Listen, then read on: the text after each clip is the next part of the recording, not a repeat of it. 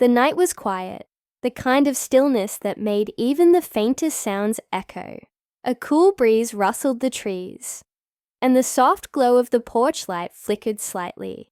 Emily Thompson, a woman in her mid-30s, stretched as she closed her laptop, letting out a tired sigh. It had been another long day. Work, errands, and the usual routine.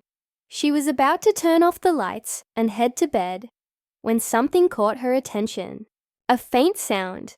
At first, she thought she had imagined it, but then, there it was again. A soft whimper, barely audible over the wind. Her brows furrowed. Was it a stray animal? She hesitated for a moment, then stepped toward the front door. As she unlocked it and pulled it open, the porch light illuminated something unexpected. A basket. Her breath caught in her throat. She blinked, trying to make sense of what she was seeing.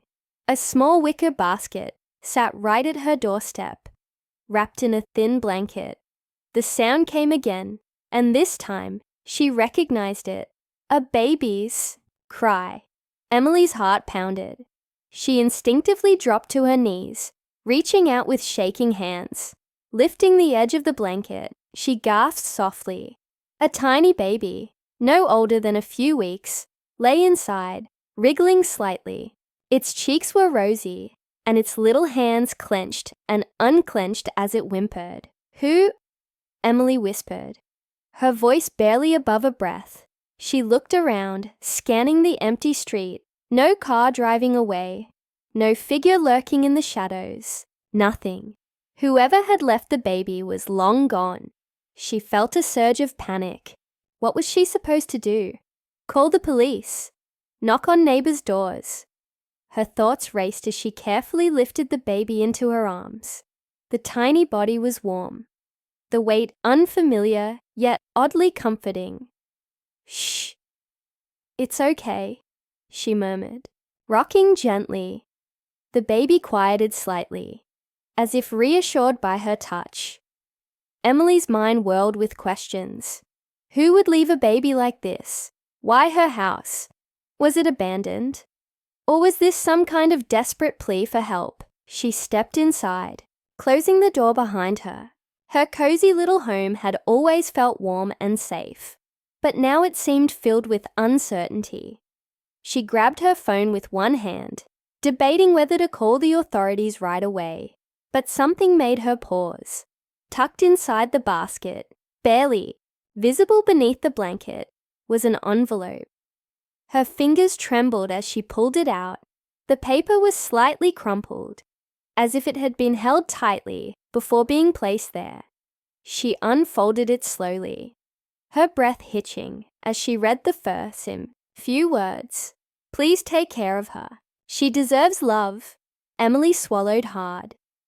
The handwriting was rushed, almost shaky, as if written in a hurry or under distress. There was no name, no explanation, no contact information, just those haunting words. She looked down at the baby, who was now staring up at her with big, innocent eyes. 1,000 emotions crashed over her. Concern, fear, curiosity, but most of all, an overwhelming sense of responsibility. Her life had been predictable until this moment.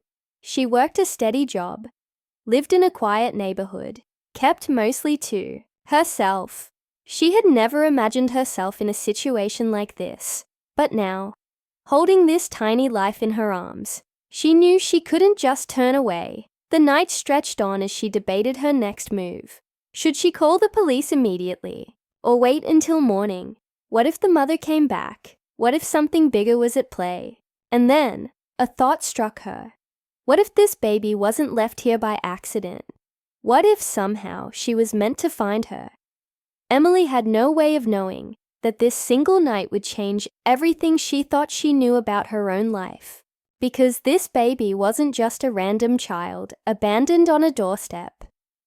She was a clue to a past Emily never knew existed, and soon, that past would come knocking. Emily barely slept that night. Every time she closed her eyes, Her mind swirled with questions. She kept the baby close, wrapping her in one of her soft blankets. Unsure of what else to do, the little girl, because Emily had checked, slept peacefully, unaware of the chaos surrounding her arrival. By morning, Emily knew she had to act. She couldn't just keep the baby without knowing if someone was searching for her. She called the police, her fingers hesitating before dialing, but she forced herself to do it. Within 20 minutes, an officer arrived, a middle-aged man with kind eyes who introduced himself as Officer Grant. Emily led him inside, where the baby still lay sleeping in the basket. She handed him the note, watching as his expression shifted from professional to something softer. "Any idea who might have left her?" he asked. Emily shook her head. "I checked the street. There was no one. No car driving off. Nothing." He sighed, rubbing his chin. "We'll need to take the baby in, start an investigation, see if there are any reports of a missing infant." Something about those words made Emily's chest tighten. She knew it was the logical thing to do, but the idea of handing over this tiny, helpless baby to strangers unsettled her. Can I check in? See what happens?" she asked, surprising herself. Grant studied her, then nodded. "I'll see what I can do." As the baby was gently carried away, Emily felt an unexpected ache. Less than a day, and already she felt attached. She had no idea why, but that was only the beginning. Later that evening, Emily sat on her couch, trying to shake the strange feeling in her chest. Something about this entire situation didn't sit right. The note, the way the baby was left, so carefully, not abandoned in a random place, but at her door. Why her? Then another thought struck her. What if this wasn't just about the baby? What if this was about Emily too? She got up, rummaging through the pile of old papers she kept in a small box in her closet. Birth certificates, childhood photos, little bits of her past. She had been adopted as a baby, raised by a loving couple who never hid the truth from her. They told her she had been left at an orphanage with no information, no records of her birth family. But now, for the first time in her life, Emily wondered if there was more to the story. The next day, she drove to the police station, hoping for answers. Officer Grant greeted her with a tired expression. "No missing child reports yet," he said. "We're running tests, but it'll take time." Emily hesitated, then took a deep breath. "Can I ask you something?" "Of course." What if this baby is connected to me somehow?" He frowned. "What do you mean?" Emily swallowed hard. "I was adopted as a baby. I never knew where I came from. But it feels too personal, too deliberate." He studied her for a moment, then sighed. "That's not something we can ignore. I can put in a request to check if there's a biological connection. But again, it'll take time." Days passed, but Emily couldn't shake the feeling that something was about to change. Then, one afternoon, she got a call. "We found something," Grant said. "You need to come in." Her hands trembled as she drove to the station, her heart pounding. When she arrived, Grant led her to a small office, where a woman in a lab coat sat waiting. The results came back, the woman said, pushing a file toward her. "The baby, she's related to you." Emily's breath caught. "How?" "She's your biological niece." The room seemed to tilt.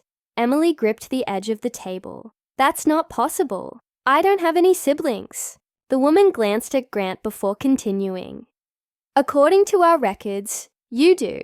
Emily shook her head, disbelief washing over her. "No, I was raised as an only child. My adoptive parents said there was no information. We checked. Further, you have a sister." A wave of emotion crashed over her. Shock, confusion, anger. Where is she? Grant hesitated. That's where things get complicated. We don't know. Emily sat back, her mind spinning. A sister, one she never knew existed. And now, her sister's baby had been left on her doorstep. Someone knew, she whispered. Someone knew about me, knew where I lived.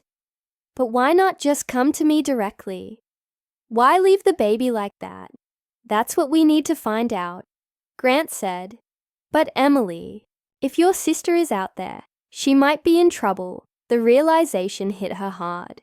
If her sister had been desperate enough to leave her baby behind, something was very, very wrong, and Emily wasn't going to stop until she found the truth.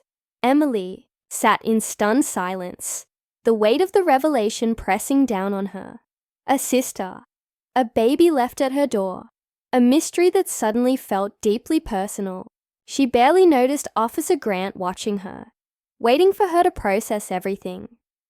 I need to find her, she finally said, her voice shaking. If she's in trouble, if she had to give up her baby, I need to know why. Grant nodded. We're doing everything we can to track her down. But Emily, we don't know what we're walking into. This could be dangerous. Emily didn't care. Somewhere out there, her sister needed help, and she wasn't going to stop until she found her. Days passed with little information. Emily barely ate, barely slept. Every time she closed her eyes, she saw the baby's face. Every time she walked past the crib the social workers had set up at the station, her heart ached. Then, finally, a breakthrough. Grant called her late one evening. We found something.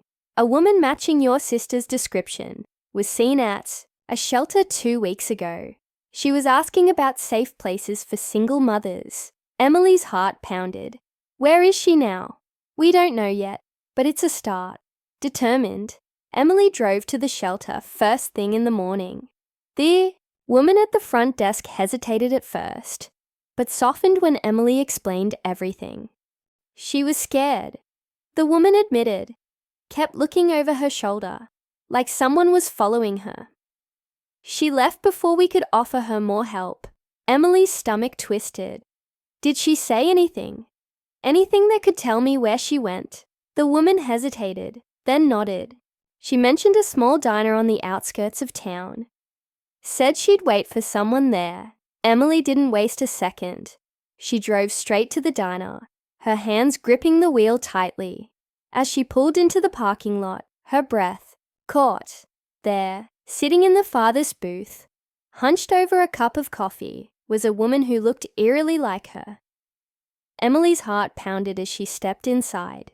The woman looked up, her tired eyes widening in shock. You're Emily, she whispered. Emily swallowed hard. And you're my sister. Tears welled in the woman's eyes. I didn't know what else to do.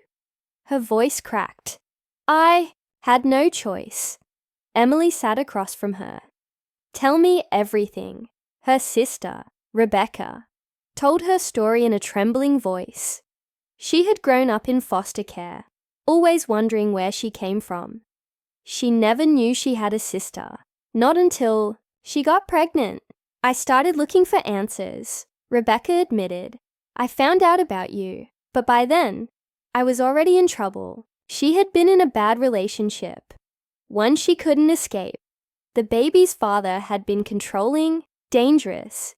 She had tried to leave, but he had always found her. I knew I had to keep her safe, Rebecca whispered. So I ran. I had nowhere to go, but I knew you existed. I knew you were good. I knew you'd love her. Tears blurred Emily's vision. You should have come to me. Rebecca shook her head. I didn't want to bring my problems to your doorstep. Emily reached across the table, gripping her sister's hand. You're not alone anymore. You never were. The police helped ensure Rebecca was safe, putting measures in place to keep the baby's father away. It wasn't an easy road, but Rebecca finally had a chance to start over. And Emily, she had gone from a woman who thought she had no family To someone who had a sister, a niece, and a newfound purpose. A few weeks later, Emily stood in her living room, cradling the baby in her arms. Rebecca sat beside her, smiling softly. "I almost lost her," Rebecca whispered. Emily looked down at the tiny face nestled against her. "You didn't, and you never will." For the first time in a long time, Emily felt whole, and she knew, no matter what came next, they would face it together.